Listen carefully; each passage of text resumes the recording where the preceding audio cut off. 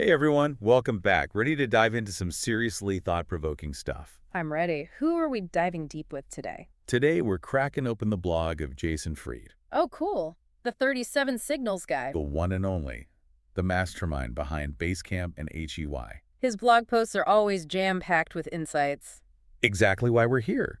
We're on a mission to extract those golden nuggets from his recent posts. Love it. Figure out how they apply to, our work, our lives. Okay, let's jump right in with one of Fried's core philosophies, Yeah. product development. One concept that stood out to me was this idea of software defaults. Defaults, like the out-of-the-box settings. Yeah. He wrote about this back in June. He uses this analogy, what it does right now, factory fresh. And it's like, wow, so simple, but so true. I'm already intrigued. Tell me more. Think about it. When you unbox a new phone, those default settings, they really shape your first impression. That's so true. I never really thought about it that way, but it makes sense. It's like setting the stage, right? And it ties into his bigger philosophy of surface area versus depth in product design. He wrote about it in April. Instead of piling on features. Exactly. Fried believes in focusing on a core set of features and making them really, really good. And this resonated with me. It's about depth over feature bloat. Creating a more focused, ultimately more rewarding user experience. Right. How many apps do you use where you're like, I only understand half of what this can do? It's overwhelming. Totally. A perfect example of this depth over surface approach. Let me guess. Basecamp. You know it. Their new references feature, which Fried talked about in one of his posts, they didn't create a whole new section or anything. They just wove it seamlessly into the existing workflow, Subtle, but impactful. adding functionality without adding complexity. Love that. And this principle, it extends beyond product design too, right? I mean, remember Fried's post on directional decisions? From July 3rd. Yeah, that's the one. He was talking about how crucial those big picture decisions are. The ones that really set the course for a product or even the whole company.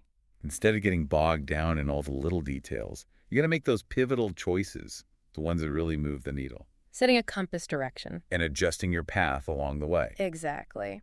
And speaking of adjusting your path, remember Fried's thoughts on appetites instead of estimates?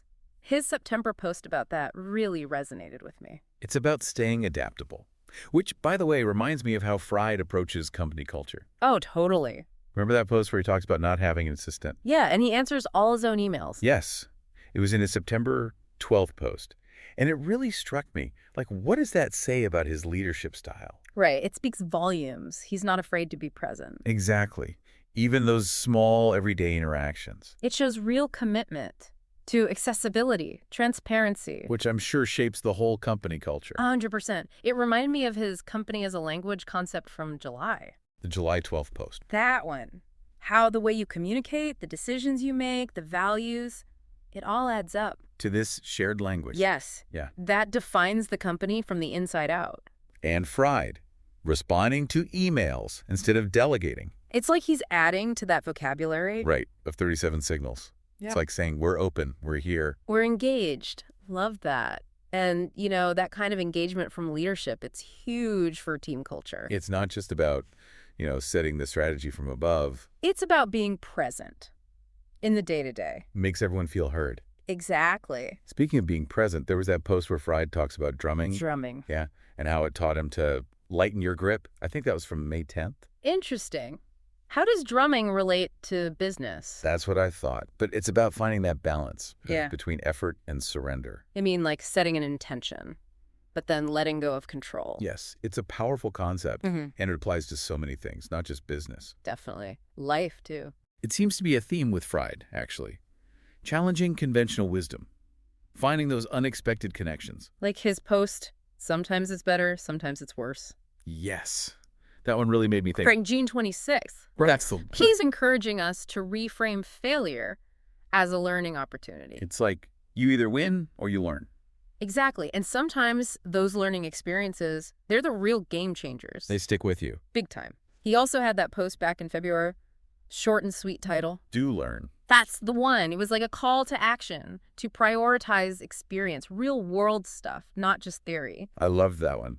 You got to dive in, get your hands dirty. That's where the magic happens, the real learning. Totally. And when you connect that back to his other insights. Focusing on depth, embracing flexibility, clear communication, it all ties together It's like a roadmap. to a more effective and fulfilling way of working and living. So, as we wrap up this deep dive, the big question for our listeners is, How to apply all this? exactly, how can you apply Jason Fried's insights to your own work, your own life? $1,000,000 question, right? Maybe we can distill it down to a few key takeaways. What do you think? Okay, let's try. First one, challenge those assumptions about product development. You mean like, do we need all those features? Exactly.